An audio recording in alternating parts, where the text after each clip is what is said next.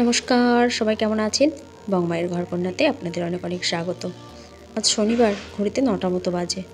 দুপুরে রান্নাবান্না হয়ে গেছে।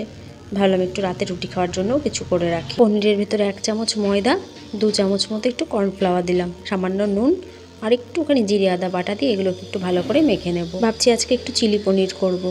রান্নার ভেতরে পেঁয়াজটা থাকবে, পেঁয়াজটা তো আসলে সবজির মধ্যেই পড়ে।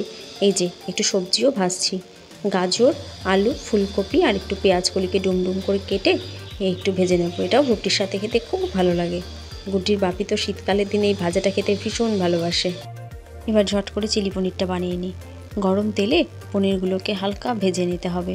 গুড্ডি তো একদমই রুটি খেতে চায় না, তাই আমরা রাতে রুটি খেলেও ওর জন্য আবার একটু ভাত বাটি করে রেখে দিই, সেটা আবার রাতে গরম করে দিই ওকে। পনিরটা আবার ওর দেখি ভীষণ প্রিয়, মাছ মাংসের থেকেও ও পনির খেতে ভালোবাসে।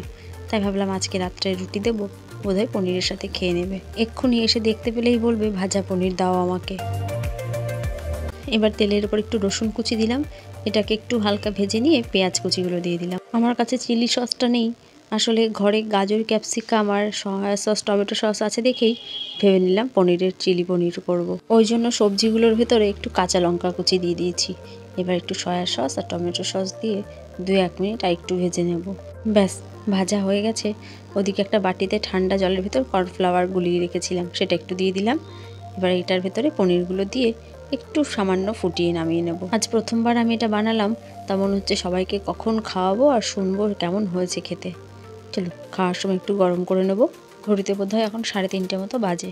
দুপুরের খাওয়া দাওয়া সেরে দেখছি গুড্ডির বাপি চলে এসেছে ছাদে, বলছে ফুল গাছ লাগাবে। দোকান থেকে আসার সময় নাকি আজকে কতগুলো চারা কিনে এনেছে। ওটা কি ওর মধ্যে?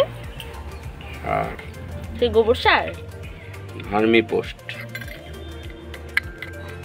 গোবরের সারই অ্যাকচুয়ালি সব ধরনের পচা দিয়ে তৈরি হয়, গোবর দিয়ে পাতা টাতা পচা।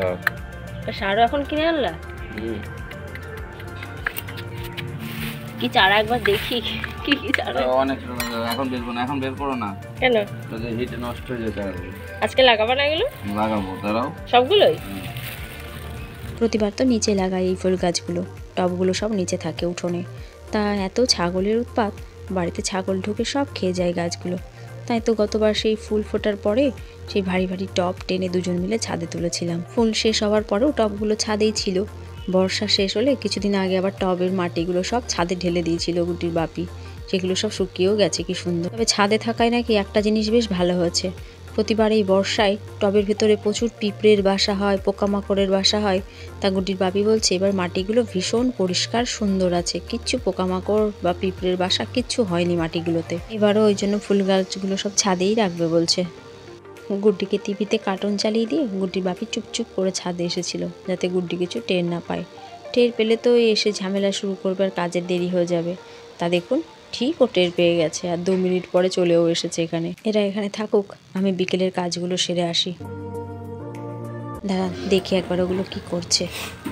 তোমাদের এখনো হয়নি? গাছ লাগাচ্ছে, সবাই গাছ লাগাচ্ছে? গাছটা লাগাচ্ছে। মাটি ভরা কমপ্লিট?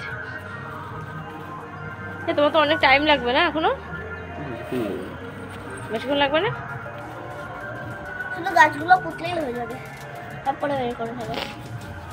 কি কুটি কুটি গাছ, মাত্র 2টো করে পাতা। বড় হলে দেখবে কত হবে। এগুলো সব তো গাঁদা, তাই না? এগুলো গাঁদা আছে, স্প্যানজি আছে, পিটুনিয়া আছে, ড্রাগন গাঁদা আছে। কটা চারা এনেছো মোট? কটা চারা মোট? চারা 20টা মতো এনেছি। বাড়ির আমরা কেউ যদি গুড্ডির সামনে কোনো কাজ করতে শুরু করি, সেখান থেকে ওকে সরানো ভীষণ মুশকিল।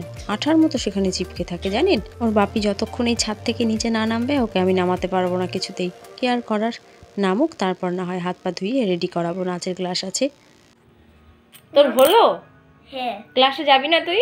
যাবো। টাইম তো পার হয়ে যাচ্ছে। চলো। ফুল গাছ লাগাতে গেছিস তো আর আসছিস না। ফুল গাছ এখন লাগানো হলো, জল দিয়ে এখন আসছে। এখন আসছে না, তাই বলে হয় নাকি? এই জামাটা ছাল, এই জামার সাথে কিছু পরবো?